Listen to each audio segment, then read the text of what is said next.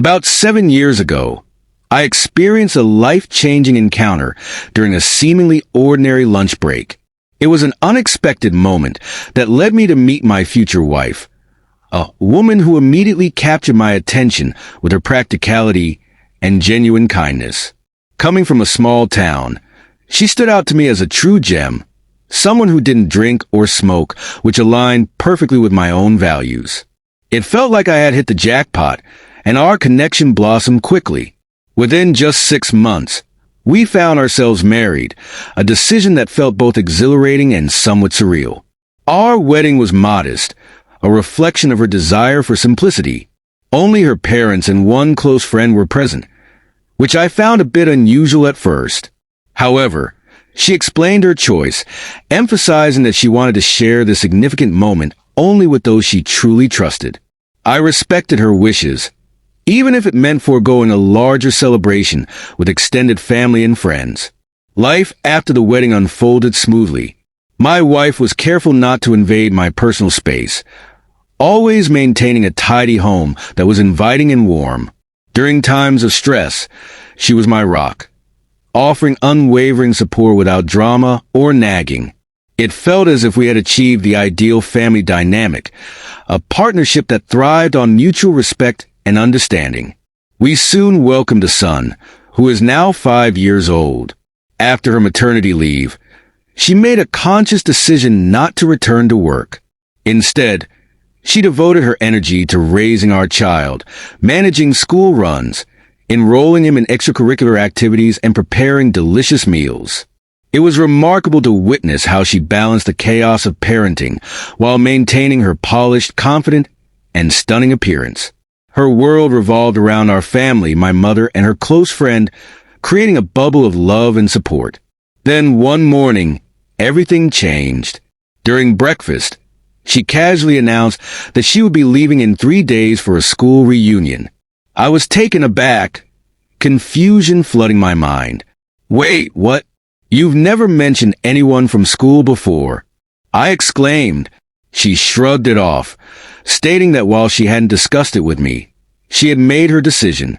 When I pressed her about what was so special about this reunion, she insisted that after all these years of focusing on our family, she deserved to do something for herself. I agreed, recognizing that everyone needs a little social time now and then, especially since our son would be with her parents. However, the suddenness of her announcement nagged at me, leaving a lingering sense of unease that I couldn't quite shake. Still, I chose not to push the issue further, respecting her desire for independence. Fast forward to the day after the reunion. My heart sank when I realized she wasn't answering her phone, and I couldn't reach her parents either. A wave of unease washed over me, but I held on to the hope that everything was fine. Then, I received a shocking call from a woman claiming to be the wife of one of my wife's classmates. To my horror, she revealed that my wife had devastated their marriage and urged me to pick her up before the scandal spread throughout our small town. My mind raced as I processed the information, and once I learned the address, I rushed over, consumed by a mixture of rage and betrayal. Thankfully, her boyfriend wasn't there. Otherwise, I feared I might have ended up in handcuffs for what I might have done in that moment of fury. Upon my arrival, I found my wife in tears, utterly broken and begging for my forgiveness. She claimed she never intended to hurt me, her words dripping with desperation. I couldn't accept her pleas so easily. My heart pounding, I took her phone and began to sift through her messages. What I discovered was devastating.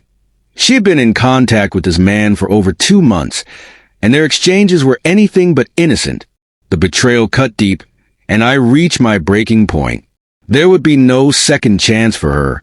Filled with a mix of anger and sorrow, I went to her parents' house, collected my son, and confronted them about what had happened. They pleaded with me to calm down, expressing concerns about gossip ruining their reputation. But at that moment, I didn't care about their drama or societal expectations. I was focused on protecting my son and myself. We proceeded with the divorce, and I gained custody of our child.